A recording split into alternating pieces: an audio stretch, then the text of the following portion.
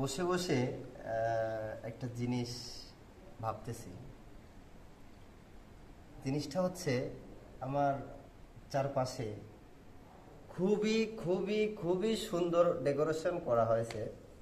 Chair table খুবই সুন্দর করে সাজানো হয়েছে, পিছন সাইডে খুবই সুন্দর করে সোফা দেওয়া হয়েছে। হ্যাঁ, তো যাই হোক, এইগুলোর বিষয়ে আমি কিছু কথা বলতে চাই। আমি বসে আছি দেখেন কার্পেটের উপরে, যদিও বা কার্পেট অনেক সুন্দর, সেটা বড় কথা না। কথাটা হচ্ছে এত সুন্দর ডেকোরেশন করার পরেও আমরা আসলে ওই চেয়ারগুলো বসতে পারি না, আমরা ওই জিনিসগুলো ধরতে পারি না। আসলে এই ডেকোরেশনগুলো কিন্তু আমরাই করছি, করার পরেও আমাদের কোনো অনুমতি নাই। আসলে ওই জিনিস মানে চেয়ারের উপর বসার কোনো অনুমতি নাই।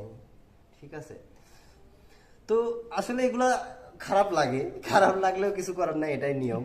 হ্যাঁ, যে সবই করব কিন্তু ভোগ করবে আরেকজন, এটাই স্বাভাবিক। মানে আমরা তো মানে এক কথায় আমরা কুলি, ঠিক আছে, ওয়ার্কার যাকে বলে। তো আমরা সবই করি কিন্তু আমরা আসলে ভোগ করতে পারি না।